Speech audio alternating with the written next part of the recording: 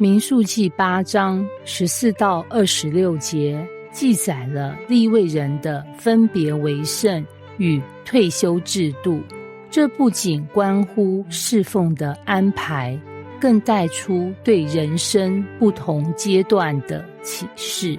利未人被神拣选，替代以色列所有长子，成为服侍会幕的专属族群。透过洁净与奉献礼，他们正式成为圣洁的器皿。30岁到50岁是利未人正式服侍的期间，担负繁重的圣殿工作。30岁以后，虽然不再负责劳累的工作，却仍可在会幕中协助年轻人，提供智慧与指导。志邦是公司里最厉害的设计师，专案成功率高得惊人，连老板都倚重他。但最近他越来越累，觉得自己快50了，该退休了吧。这天，他站在办公室窗边，看着刚进公司的年轻设计师郑宇，对设计充满热情，总有问不完的问题。志邦心里想，以前的我也是这样，但现在的他已经没有年轻时那股拼劲，只想退休，再撑几个月，把手上的案子交接完，我就可以离开了。晚上，他与老同事春美喝咖啡，聊到退休的事。你真的想退休哦？春美笑了。那你打算做什么啊？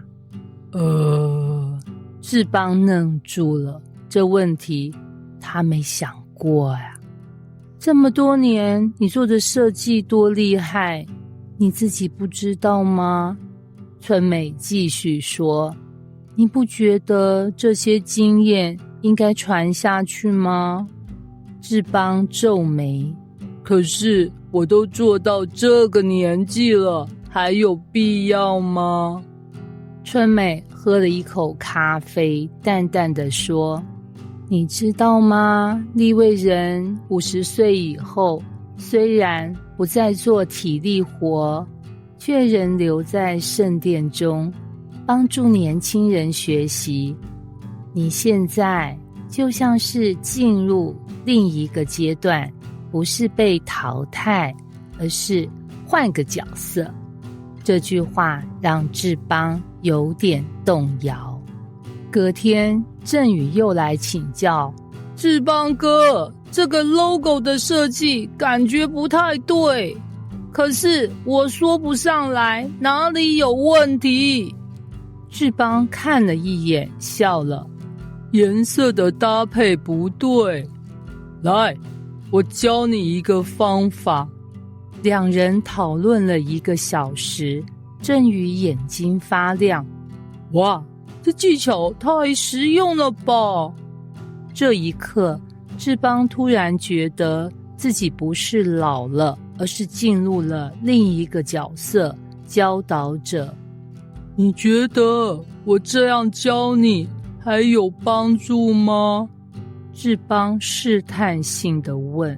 郑宇点头如捣蒜，当然有啊，我们新人好多东西都不懂，要是没有前辈教，肯定会走很多冤枉路。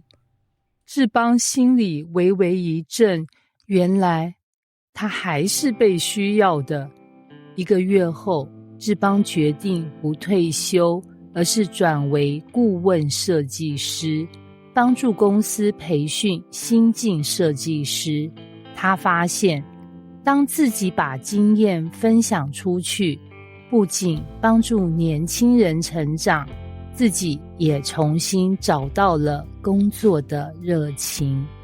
有一天，他收到郑宇的讯息，志邦哥，今天我用了你教的方法设计的作品终于过审了，谢谢你。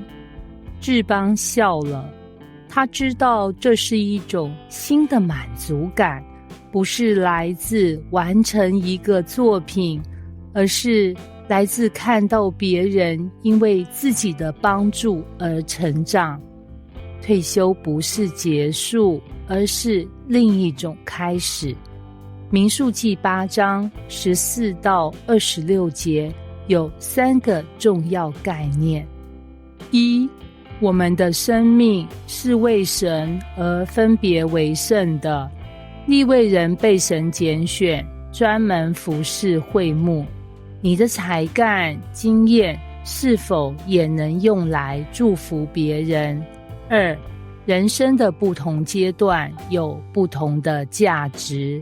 30到50岁的利未人负责实际工作，50岁后则转为支持角色。你是否认为年轻才有用，却忽略了不同年龄的价值？3，愿意接受别人的帮助，也愿意帮助别人。年轻的利未人需要长者的指导，而长者也需要年轻人的活力。你是否愿意放下自我，接受别人的指导，或帮助其他人呢？这篇默想提醒我们，无论人生在哪个阶段，我们都能被神使用，让我们献上最好的自己，成为神国度中的祝福。